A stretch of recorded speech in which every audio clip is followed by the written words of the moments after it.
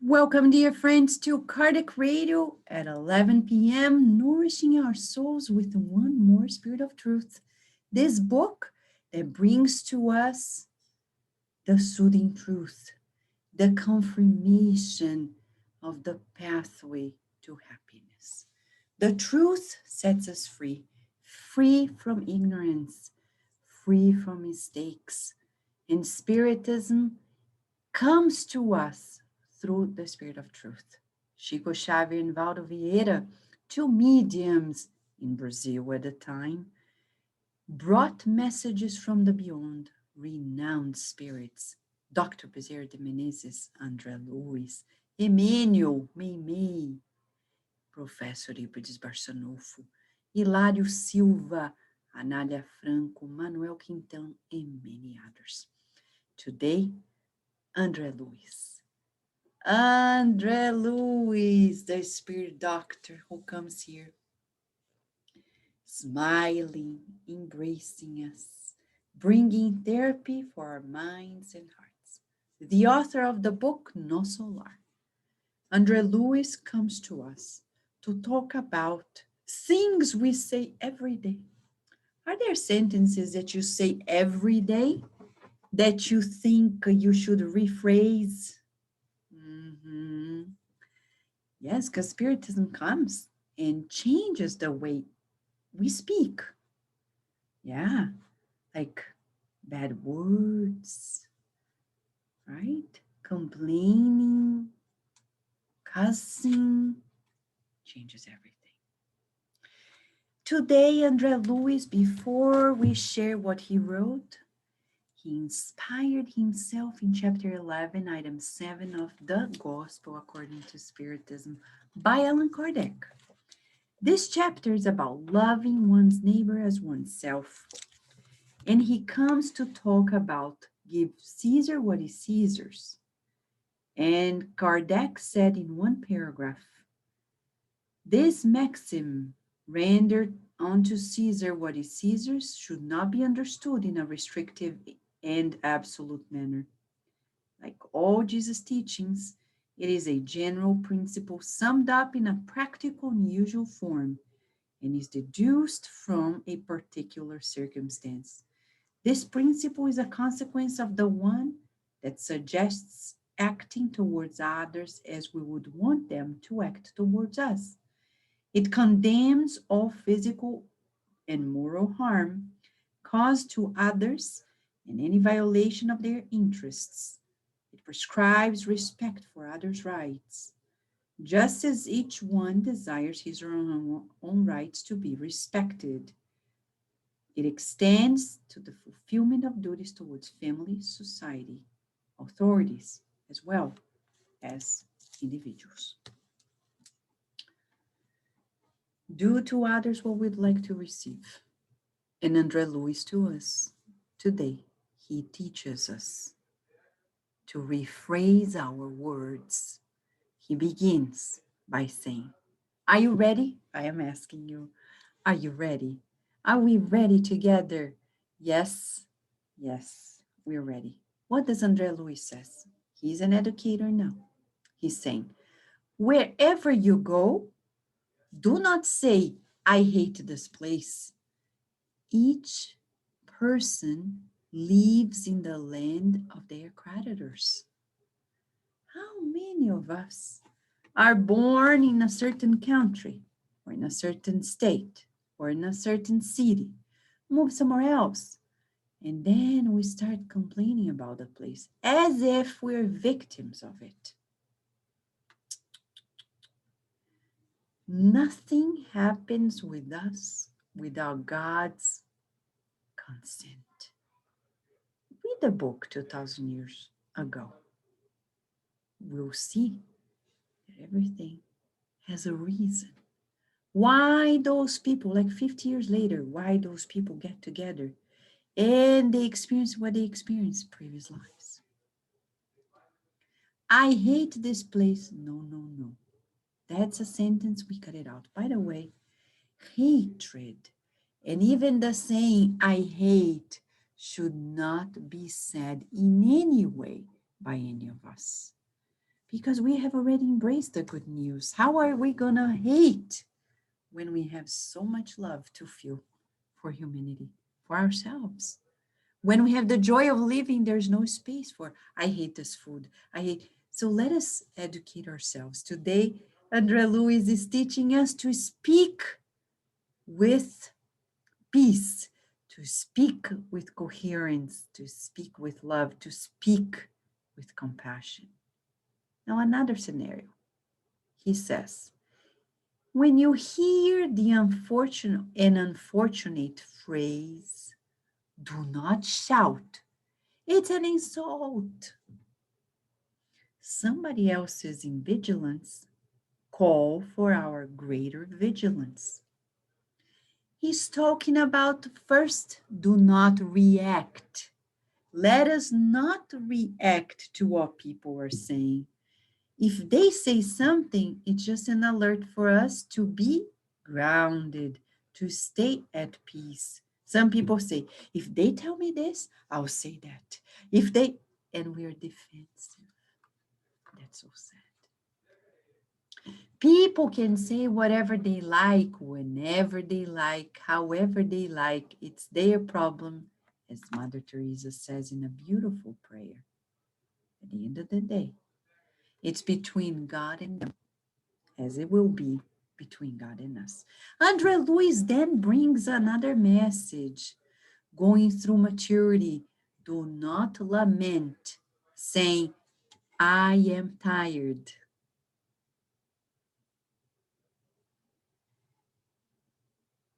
Symptom of exhaustion is sign of sick will. This is a sentence, we say it, and we hear people saying, especially during the pandemic, I'm so tired, I'm so tired, I'm so tired. And God is saying, I want to train you to be an Olympian co-creator. And we're like, Olympian co-creator? What does that mean? You're going to excel in your abilities. And I'm like, yes. So he's saying, when we say, I'm tired, it's a sign that our will is weak. Who could ever imagine? Let's go to the book. 1 second. Thought in Life, Chapter 2. Thought in Life, Chapter 2 by Emmanuel, a study we've done at Kardec Radio years ago. What a book. And especially in this chapter, I have a heart sticker on it. Why? Because Andre Luiz matches what Emmanuel says. The most important department in our mind is the cabinet of will. Will is the enlightened and vigilant manager that supervises all the sectors of our mental activities. Will is a decisive factor. It is the power push button which decides upon the movement or inertia of the machine. Only will is sufficiently strong to sustain the harmony of the spirit. There you go. We can't be healthy if we don't turn our will towards maintaining health. If I eat junk, the body's not going to sustain health. If I speak junk, my mind is not going to sustain health. My feelings will be sick. So that saying I'm tired is a sign that our week is ill. And you may be asking, Vanessa, what do I do? Push the button of will and say, I can always do more. Like tired parents, right? It's the most common thing. There's one thing we know, tired parents. How do we keep on going? Breathe in and out and say, God, I know you trust in me. Now it's my turn to trust you and believe that I can go on and keep on working when my child is still full of energy and we are almost falling apart and we want to nap. We're not going to say, I'm tired. We're going to say, I'm an Olympian parent. Right? An Olympian parent. That's what I think God is preparing many parents to be excellent in their parent skills, educators, yes, community leaders. And André Luiz continues. In rephrasing our words, he's teaching us another scenario. When you feel young, youthful, do not assert, I need to enjoy life, because earthly pilgrimage is not a tourist excursion. As a British pioneer in Spiritism that is still living, Janet Duncan, she said to us in a program at Kardec Radio, and you can listen in our playlist on SoundCloud. It's the playlist is Health and Spirituality, and you see the title is Life Incarnation is Not a Vacation. Yes, she said that, and she's so right. When people nowadays say, I need to enjoy life, question, who are we to feel entitled to enjoy what we have not conquered? But Vanessa, I work so hard. Should I not enjoy? Not in the sense working from 9 to 5, Monday through Friday, and then say, I'm gonna simply drink all day long or go to the beach or do this, that, and the other. No, that is not enjoying life. Enjoying life with God means serving the world. I know you may be asking, and other people may be asking, but many of you agree. Some others may disagree, and we respect. But according to the teachings of Spiritism, we enjoy life with God. There is one enjoyment with God and one without God. Without God, it's suicide because it harms the body and the mind, the character. But when we do it with God, we are among friends helping others. Whoa. We can travel with Fraternity Without Borders and help people in Africa to have a better life. That is enjoying life with God. When we spend our free time working on materials that we're going to release on social media to make people feel consoled, optimistic, that is enjoying life. One time, we were having a group study at the Spiritist side of Virginia, which is turning 14 years this year. What a joy.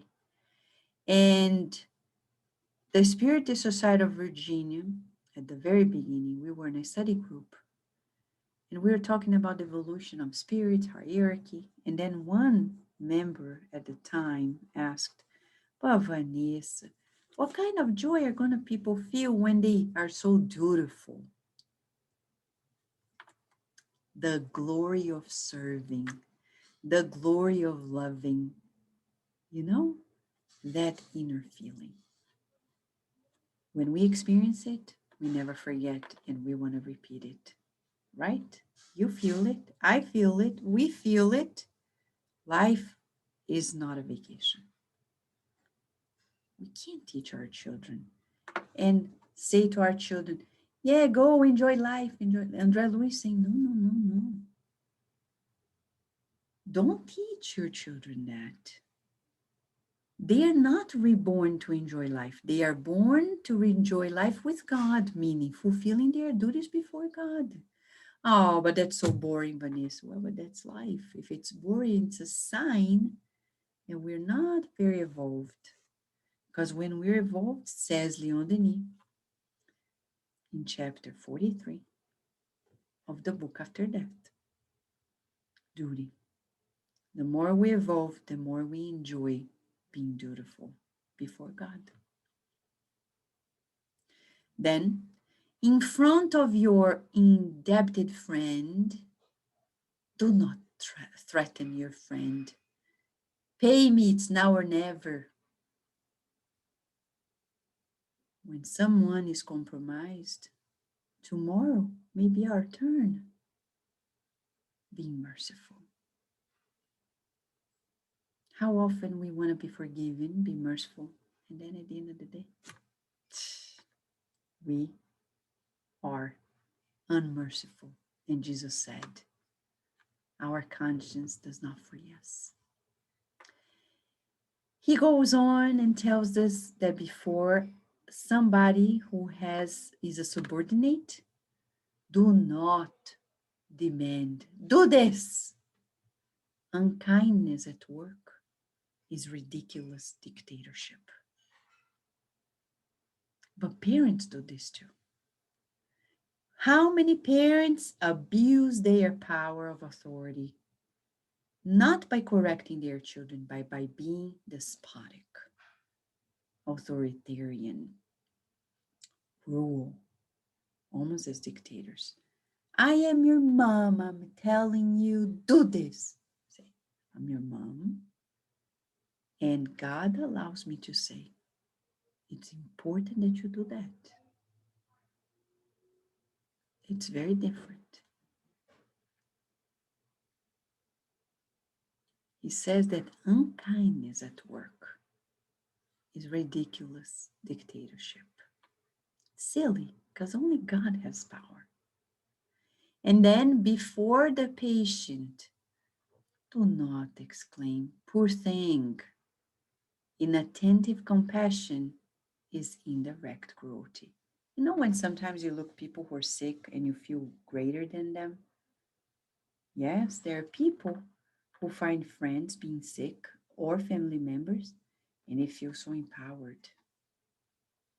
It's some form of cruelty because I'm like, yeah, now they are in this weak position and we feel this inattentive compassion, which at the end of the day is translating it into indirect cruelty.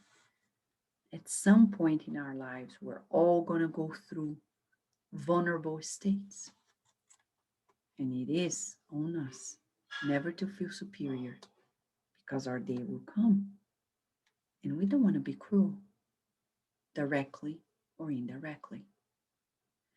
And to the faulty neighbor, never say, I dispense your friendship. Because we are all interdependent. It's almost childish, right? When kids are young, they're like, if they play together well, they're like, you're my best friend, you're my BFF. And the minute they disagree, I'm no longer your friend. And there are adults who are like this. I no longer want to be friends and I don't want to be your friend. It's childish. And Andrea Luiz is teaching us high levels of maturity here.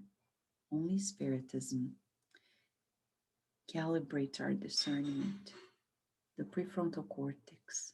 Whenever we read these books, we wish one day we could, as a neuroscientist, it's a dream. Let's dream together, doing imaging studies on people before they read a spiritist book and after. My hypothesis, our hypothesis is it changes the whole neurobiology of that person. New pathways, new structures, new activations.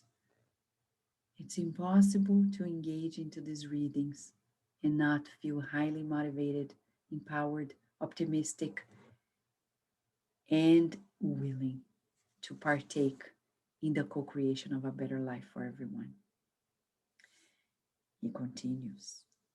Under the trial, when you're being tested, do not complain. I can't take it anymore. The burden of the spirit gravitates in the orbit of its forces. I can't take it anymore. We see children saying this nowadays, youth. I can't study anymore, this test in this life, and I can't take it anymore. Whatever we say, it's going to be here, created by us. Can't take it anymore. Of course we can. Breathe. And we say breathe, not out of habit, but reading the studies and getting to know of the studies of Dr. Heber Benson at Harvard University. You and I get to know of the beauty of relaxation breathing, where we can restore our physical energies, even changing gene expression. Read the book Relaxation Revolution, and we'll get to know more how we can endure the trials, the tests of life, being a good student in life, and saying, I'm going to apply myself. I will make it. I will succeed. God knows what He's presenting to me. I'm going to graduate. In carrying out your duty, do not cry out, I'm alone. Nobody's forsaken. It's so true. God always sends people our way. You want to read a book to see it?